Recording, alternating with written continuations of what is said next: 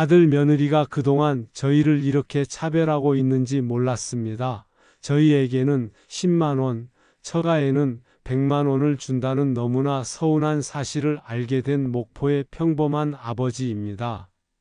하지만 그 배신감을 느끼기 전까지 저는 정말 자부심 넘치는 삶을 살았어요. 안녕하세요. 저는 서재규입니다. 올해 68살이고 전남 목포에서 살고 있습니다. 3년 전까지 평생 시내버스를 몰았어요. 정확히는 42년간 핸들을 잡았습니다. 아침 5시에 일어나서 차고지로 나가는 게 일상이었죠. 오늘도 안전 운행하자. 매일 아침 버스에 시동을 걸 때마다 했던 다짐이었어요. 사고 한 번 없이 은퇴했습니다. 그게 제일 자랑스러워요. 아내 미숙이와는 43년을 함께 살았어요. 미숙이는 동네에서 작은 분식집을 운영했습니다. 떡볶이, 순대, 김밥 같은 걸 팔았죠. 여보, 오늘 매출 어때? 그럭저럭이야. 그래도 애들 용돈은 줄 수 있겠어? 이런 대화를 매일 나눴어요. 우리 부부는 특별히 잘 살지는 못했지만 성실하게 살았어요. 큰 빚도 없었고 남에게 피해 주는 일도 없었습니다. 제가 가끔 사람들에게 자랑하곤 했던 말이 있어요. 내 인생에 자부심이 있다면 남에게 피해 한 번 안 주고 일평생 핸들을 잡은 거다. 정말 그랬어요. 승객 한 분 한 분을 소중히 모셨습니다.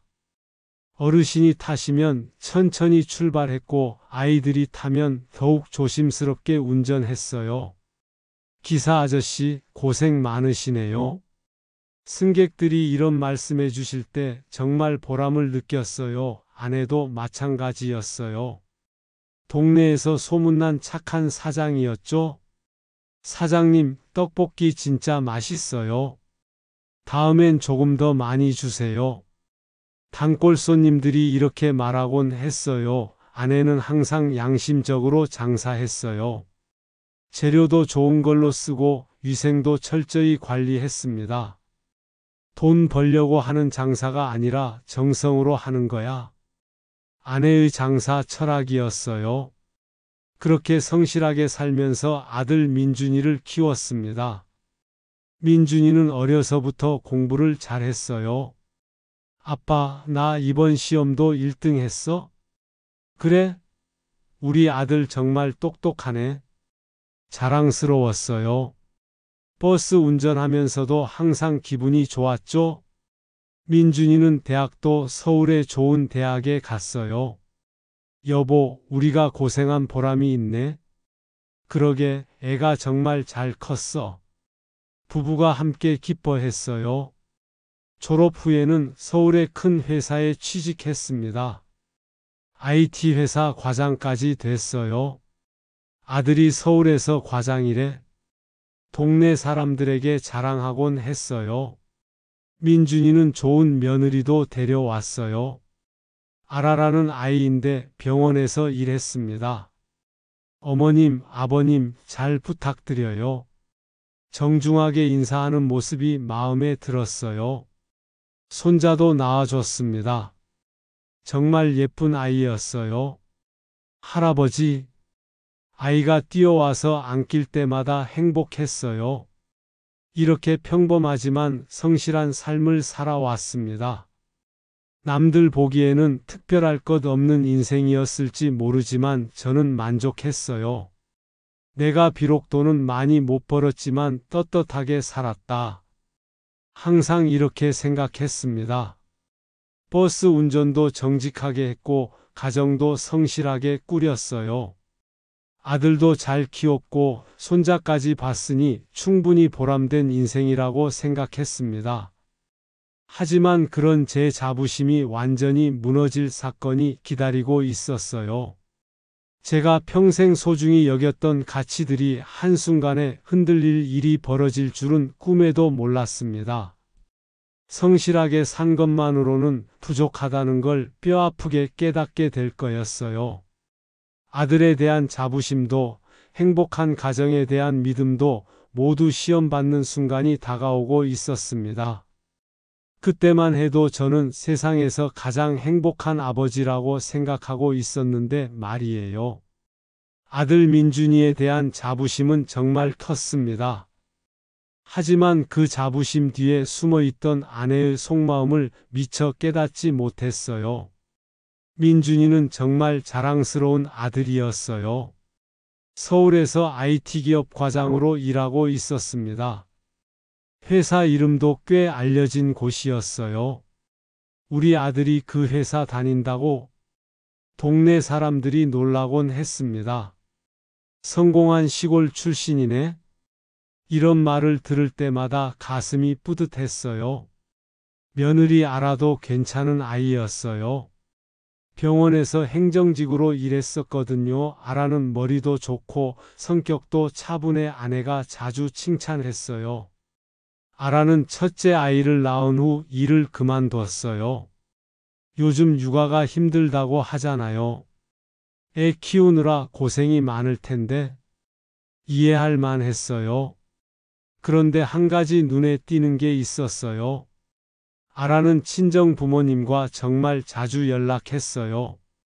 매주 전화하고 자주 오가면서 살뜰하게 챙겼습니다. 엄마 어떻게 지내세요? 아버지 무릎은 괜찮으세요? 이런 전화를 자주 하는 걸 봤어요. 명절 때도 처가를 먼저 가곤 했어요. 어머님, 저희 처가 먼저 다녀올게요. 그래, 그렇게 해. 자연스럽게 받아들였어요. 친정 부모도 소중하니까 당연한 일이라고 생각했거든요. 저는 동네 사람들에게 자주 자랑했어요. 우리 아들은 그래도 잘 컸다. 서울에서 애들 키우며 열심히 산다. 정말 자랑스러웠어요. 시골에서 자란 아이가 서울에서 성공했으니까 말이에요. 하지만 아내는 조금 다른 생각을 하고 있었어요. 가끔 이런 말을 했거든요. 민준이가 처가만 챙기는 것 같지 않아? 무슨 소리야? 우리도 잘 챙기잖아? 그런가? 미숙이의 표정이 시원하지 않았어요. 우린 늘 뒷전이 아닌가? 가끔 이런 말을 중얼거렸어요. 저는 크게 신경 쓰지 않았어요. 며느리가 친정을 챙기는 건 당연한 일이라고 생각했거든요. 여보, 너무 예민하게 생각하지 마. 아들이 우리를 안 챙긴다고 할 수는 없잖아. 그렇게 달랬어요. 실제로 민준이는 나름대로 저희를 챙겼어요. 명절 때마다 선물도 가져오고 용돈도 줬거든요. 부모님, 고생 많으셨어요. 이런 말도 빼먹지 않았어요. 그래서 저는 만족했어요. 우리 아들 참 효자다. 이렇게 생각했습니다. 동네에서도 인정받는 아들이었어요. 재규 씨, 복 많이 받았네. 아들이 그렇게 잘 됐으니 이제 편하겠어? 이런 말들을 자주 들었어요. 정말 기분이 좋았어요. 평생 고생한 보람이 있다는 생각이 들었거든요. 하지만 아내의 마음은 조금 달랐던 것 같아요. 표면적으로는 만족스러워했지만 속으로는 뭔가 아쉬워하고 있었어요. 정말 우리가 우선순위에서 밀리는 건 아닌가? 이런 생각을 하고 있었던 것 같아요. 하지만 그때는 그런 미숙이의 마음을 제대로 알아채지 못했어요. 아들이 성공했다는 것만으로도 충분히 기뻤거든요. 내가 평생 버스 운전해서 번 돈으로 아들 교육시킨 보람이 있다. 이제 편히 쉴 수 있겠어? 이런 생각만 했어요. 하지만 곧 현실을 똑똑히 보게 될 사건이 벌어질 예정이었어요. 제 자랑스러운 아들에 대한 믿음이 흔들리는 순간이 다가오고 있었습니다. 미숙이가 느꼈던 그 미묘한 서운함이 현실로 드러날 때가 온 거였어요. 추석 전날 미숙이가 전을 부치는 모습을 보면서 저는 아내의 수고로움을 새삼 느꼈습니다. 하지만 민준이의 문자 한 통이 그 평화로운 순간에 작은 균열을 만들었어요. 추석 전날 아침이었어요. 미숙이는 새벽부터 일어나서 전 부치기 시작했어요. 마당에 놓인 큰 철판에서 치익 소리가 났어요. 기름 냄새가 온 집안에 퍼졌습니다. 여보, 너무 무리하지 마. 괜찮아, 이 정도야. 미숙이는 땀을 훔치면서도 계속 전을 부쳤어요. 동그랑땡, 생선전, 야채전까지 종류도 여러 가지였어요. 민준이가 좋아하는 거 다 만들어야지. 정성이 대단했어요. 저는 옆에서 재료 준비를 도왔어요. 이거 썰어줄까? 응, 고마워. 부부가 함께 명절 준비를 하는 모습이었어요. 오전 10시쯤 민준이에게서 문자가 왔어요. 핸드폰을 보더니 얼굴이 조금 굳었어요. 뭐라고 하는데? 올해도 처가 먼저 들렀다 온다네. 아, 그래? 아내의 목소리에 실망감이 묻어났어요. 늘 그렇지 뭐. 그래도 오긴 온다잖아. 저는 대수롭지 않게 넘어갔어요. 하지만 미숙이의 얼굴에는 씁쓸한 그림자가 스쳤어요. 또 처가 먼저구나. 작은 목소리로 중얼거렸어요. 여보, 그런 거 신경 쓰지 마. 친정 부모도 소중하니까 당연한 거야. 저는 아내를 달랬어요. 하지만 미숙이는 별로 시원해 보이지 않았어요. 매년 똑같아? 처가 먼저 가고 우리는 나중이야. 불만이 쌓여 있는 것 같았어요. 아들이 우리를 안 챙긴다는 건 아니잖아. 그래도 오는 거니까 고마워해야지. 저는 계속 옹호했어요. 하지만 미숙이의 마음은 다른 곳에 있었어요. 전을 부치면서도 계속 한숨을 쉬었어요. 치익! 철판에서 나는 소리가 리듬처럼 울렸어요. 하지만 그 소리가 왠지 쓸쓸하게 들렸어요. 우리는 언제나 2등이야. 미숙이가 작게 말했어요. 무슨 소리야? 그런 게 아니야. 그럼 뭐야? 가족은 순서가 없는 거잖아. 저는 미숙이를 위로하려고 했어요. 하지만 아내의 마음 깊은 곳에 있는 서운함을 완전히 이해하지는 못했어요. 점심을 먹으면서도 미숙이는 계속 생각에 잠겨 있었어요. 여보, 뭐가 그렇게 신경 쓰여? 아무것도 아냐. 하지만 정말 아무것도 아닌 건 아니었어요. 미숙이는 오랫동안 쌓인 감정이 있었던 것 같아요. 매년 반복되는 패턴에 대한 서운한 말이에요. 처가 먼저, 우리는 나중. 이게 당연한 일인가? 이런 생각들이 머릿속을 맴돌고 있었을 거예요. 오후에도 계속 명절 준비를 했어요. 나물도 무치고 과일도 깎고 할 일이 산더미 같았어요. 내일 몇 시에 온다고 했지? 저녁쯤 온다고 했어? 그럼 처가에서 점심 먹고 오는 거네? 그런 것 같아. 대화가 어색했어요. 평소보다 말이 없었거든요. 저녁을 먹으면서 아내가 말했어요. 여보, 솔직히 말해봐. 뭘? 우리가 늘 2등인 것 같지 않아? 또 그런 소리야? 정말 솔직하게 말해봐. 미숙이의 눈빛이 진지했어요. 저는 뭐라고 대답해야 할지 몰랐어요.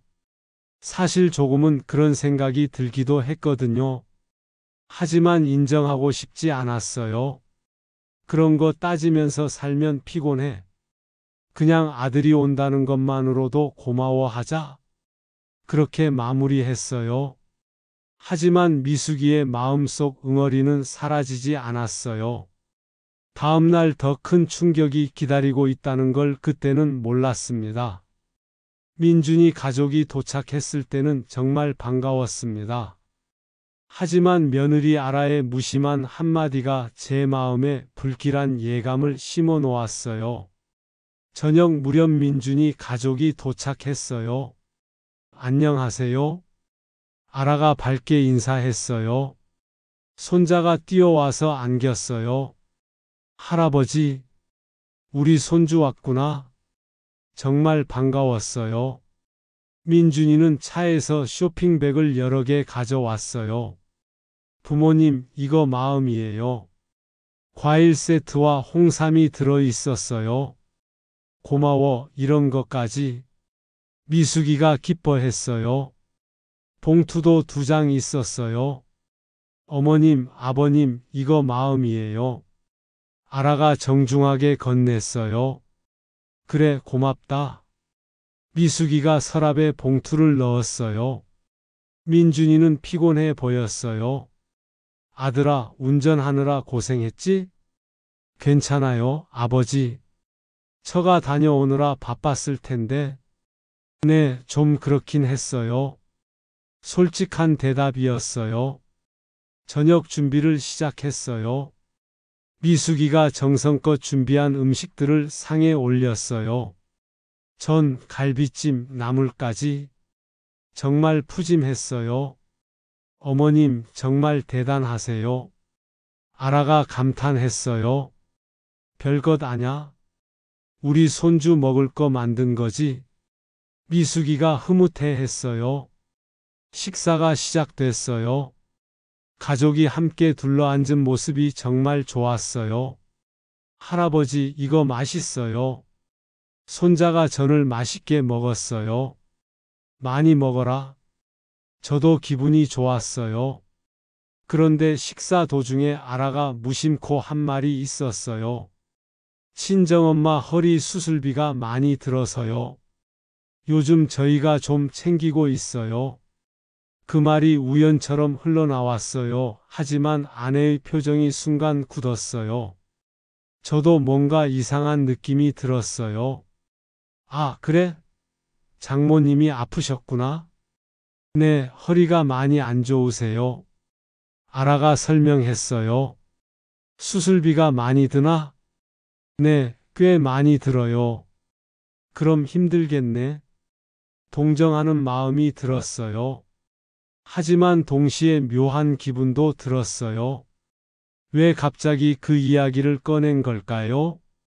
미숙이도 비슷한 생각을 하는 것 같았어요. 표정이 어두워졌거든요. 그래서 처가에 신경을 더 쓸 수밖에 없구나. 저는 그렇게 이해했어요. 하지만 가슴 한구석에서는 뭔가 불길한 예감이 들었어요. 설마 봉투 금액이 다른 건 아니겠지? 이런 생각이 스쳤어요. 하지만 바로 고개를 저었어요. 그럴 리 없어? 우리 아들이 그런 아이가 아닌데. 스스로를 안심시켰어요. 식사를 마치고 거실에서 이야기를 나눴어요. 손자가 장난감을 가지고 놀고 있었어요. 할아버지, 같이 놀아요. 그래, 할아버지가 놀아줄게. 정말 즐거운 시간이었어요. 하지만 미숙이는 계속 생각에 잠겨 있었어요. 아라의 말이 계속 마음에 걸렸던 것 같아요. 허리 수술비 때문에 챙긴다. 그 말이 자꾸 떠올랐을 거예요. 그럼 우리한테는? 이런 의문이 들었을 거고요. 저도 은연중에 신경이 쓰였어요. 하지만 직접 묻기는 어려웠어요. 봉투 금액을 확인한다는 게 좀 그렇잖아요. 내일 아침에 자연스럽게 알게 되겠지? 그렇게 생각하며 하루를 마무리했어요. 하지만 그 불길한 예감이 현실이 될 줄은 몰랐습니다. 정말 충격적인 진실이 기다리고 있었어요. 미숙이의 직감이 맞았던 거였습니다. 추석밤 달이 떠오를 무렵 저는 결국 참지 못하고 아들에게 물었습니다. 그리고 들은 답은 정말 충격적이었어요. 추석밤이 깊어갔어요. 보름달이 하늘에 환하게 떠 있었어요. 가족들과 함께 차례를 지내고 식사도 마쳤어요. 하지만 마음 한구석에서 계속 신경 쓰이는 게 있었어요. 아라가 한 말 때문이었어요. 엄마 수술비 때문에 챙기고 있다. 그 말이 자꾸 떠올랐거든요. 미숙이도 계속 어색한 표정이었어요. 뭔가 말하고 싶어 하는 것 같았지만 참고 있었어요. 밤 10시가 넘어서였어요. 손자는 잠들었고 아라는 아이를 재우고 있었어요. 민준이와 둘이 앉아 있을 때였어요. 더 이상 참을 수가 없었어요. 민준아. 네, 아버지. 아까 아라가 한 말 있잖아. 무슨 말요? 장모님 수술비 때문에 챙긴다고. 민준이의 표정이 조금 굳었어요. 아, 그 말씀이요. 그래서 말인데, 어떻게 말을 꺼내야 할지 고민됐어요. 하지만 결국 직접적으로 물어봤어요. 봉투, 우리한테는 얼마 넣었냐? 침묵이 흘렀어요. 민준이가 머뭇거렸어요. 그게, 솔직히 말해봐. 처가에는 100만 원. 그럼 우리한테는? 또 침묵이 흘렀어요. 10만 원. 그 순간 머리가 하얘졌어요. 100만 원 대 10만 원. 10배 차이였어요. 뭐라고? 믿을 수가 없었어요. 미숙이가 부엌에서 듣고 있었나 봐요. 젓가락을 떨어뜨리는 소리가 들렸어요. 딱! 그 소리가 유독 크게 들렸어요. 식탁 위에 가라앉은 우리 부모의 자존심 같았어요. 민준아, 이게 뭐야? 아버지, 오해하지 마세요. 오해? 어떤 오해를 하라는 거냐? 목소리가 높아졌어요. 친정은 수술비 때문에 급해서.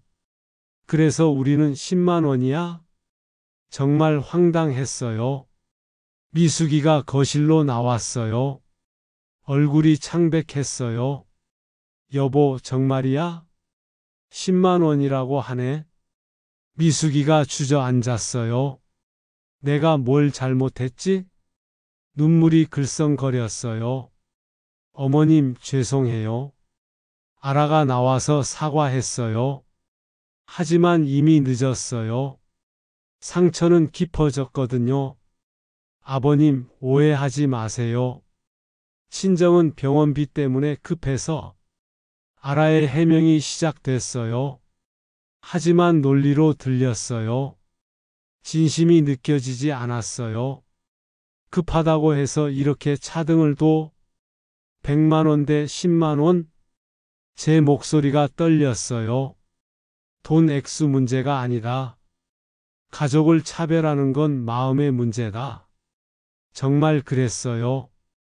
돈이 아니라 마음의 문제였어요. 10만 원도 소중한 돈이에요.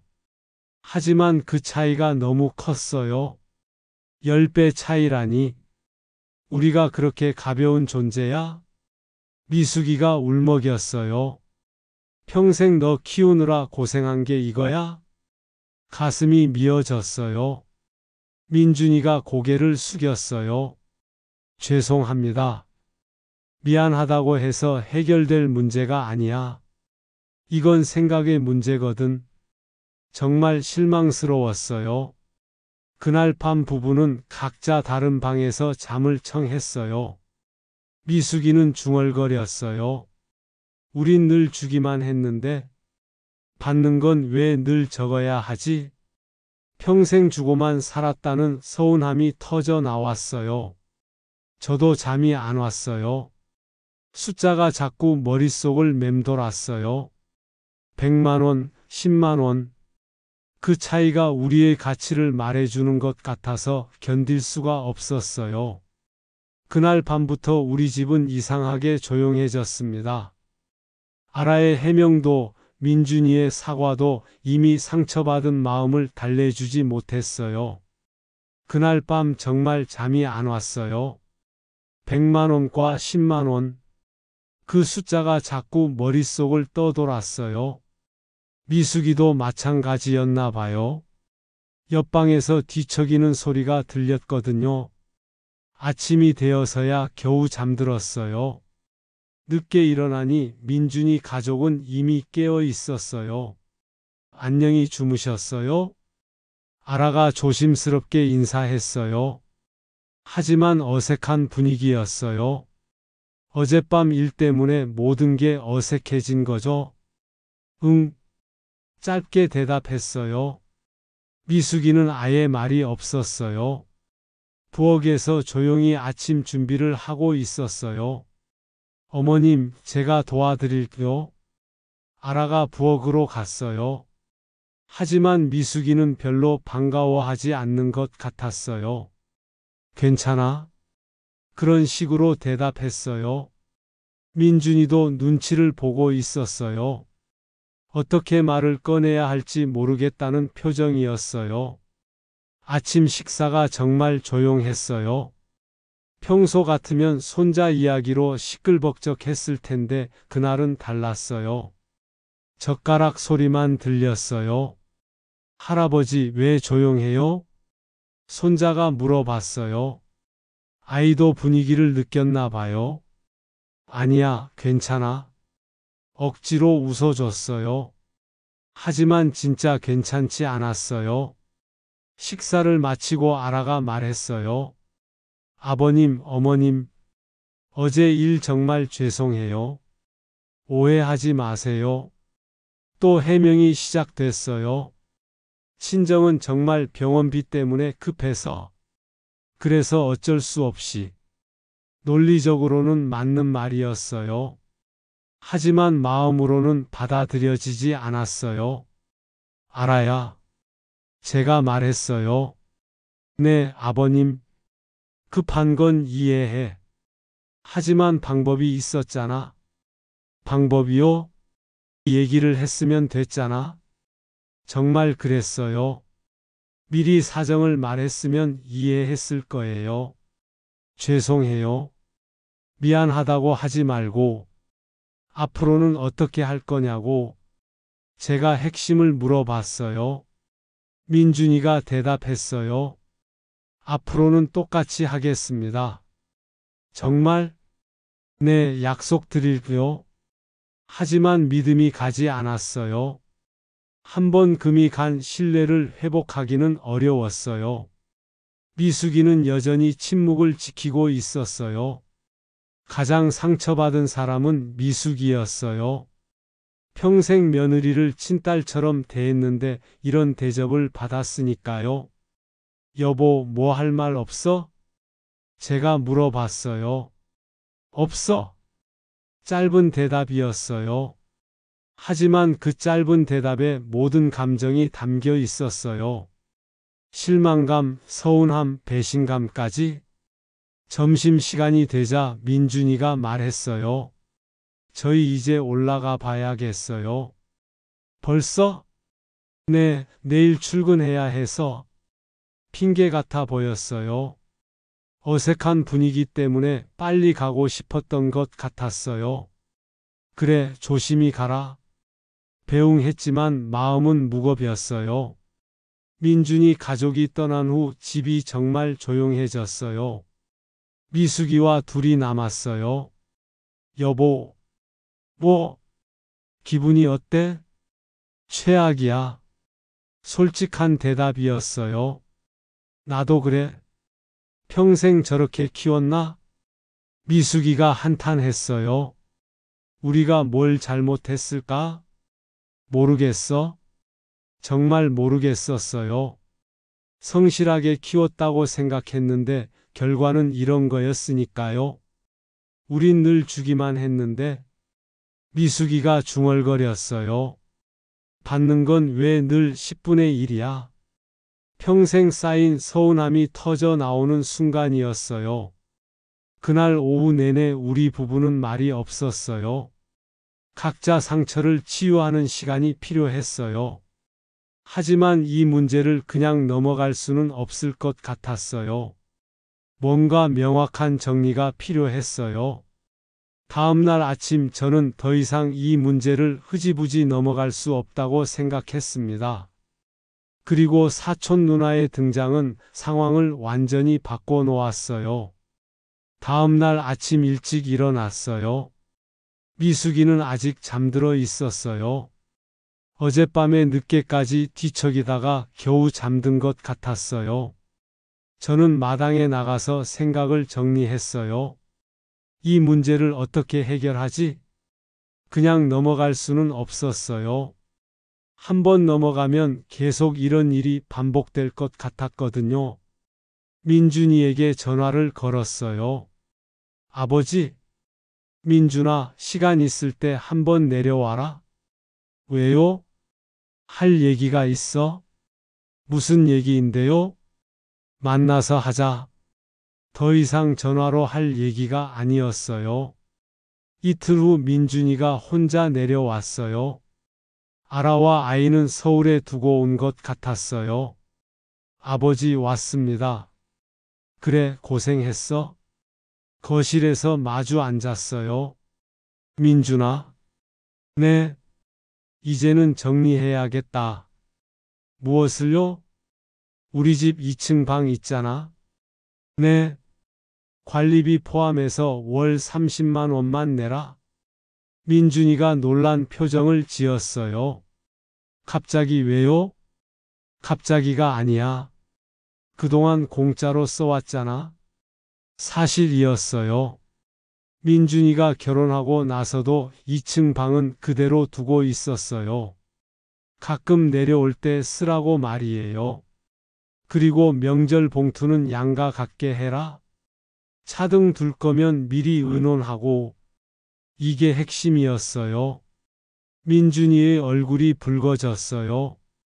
아버지, 저희 형편도 어렵습니다. 형편이 어렵다고? 그럼 처가에는 왜 100만 원을 줘? 그건 우리보다 처가가 10배 더 중요해? 민준이가 할 말을 잃었어요. 그때 갑자기 현관에서 목소리가 들려왔어요. 맞습니다. 형편 어려운 건 우리도 알아요. 놀랍게도 사촌 누나 영희가 들어오고 있었어요. 옆집에 살면서 가끔 들르곤 했는데 딱 그때 온 거였어요. 누나 언제 왔어? 방금 왔는데 목소리가 들려서. 무슨 일인지 알겠네. 영희 누나는 45살인데 정말 똑부러지는 성격이에요. 민준아. 네, 고모. 저도 애 둘 키우면서도 부모님한테는 같은 금액 챙겼어. 이건 돈이 아니라 태도의 문제야. 영희 누나의 말이 전곡을 찔렀어요. 형편이 어렵다고? 그럼 둘 다 적게 주면 되잖아. 왜 차등을 둬? 민준이가 답하지 못했어요. 고모, 그게 아니라. 뭐가 아냐? 친정에서 수술비가. 그럼 미리 말하지. 부모님이 이해 못할 줄 알았어? 영희 누나가 계속 몰아붙였어요. 예를 들어봐. 친정 어머니 수술비가 급한데 이번에만 좀 더 챙기겠다. 이렇게 말하면 될 걸 왜 몰래 해? 정말 맞는 말이었어요. 미리 사정을 설명했으면 이해했을 거예요. 그건 비교하는 것 같아서. 비교? 뭘 비교한다는 거야? 영희 누나가 어이없어 했어요.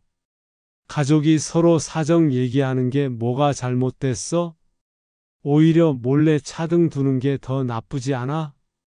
민준이가 완전히 기가 꺾였어요. 영희 누나의 말이 너무 논리적이었거든요. 삼촌도 그렇게 생각하시죠? 당연하지. 제가 맞장구 쳤어요. 민준아, 이제 알겠니? 네, 죄송합니다. 민준이가 고개를 숙였어요. 앞으로는 다르게 하겠습니다. 정말? 네, 약속드릴게요. 이번엔 진심이 느껴졌어요. 영희 누나가 한 말이 민준이의 생각을 바꿔놓은 것 같았어요. 그 말은 아들의 핑계를 산산조각 냈어요. 형편이 어렵다는 것도 친정 사정이 급하다는 것도 모두 변명이었어요. 진짜 문제는 태도였던 거죠. 민준이가 진심으로 사과한 후 우리 가족의 관계는 새로운 전환점을 맞았습니다. 그리고 저는 진정한 성공의 의미를 깨달았어요. 민준이가 고개를 깊이 숙이며 말했어요. 아버지, 어머니 정말 죄송합니다. 앞으로는 절대 이런 일 없도록 하겠습니다. 진심이 담긴 사과였어요.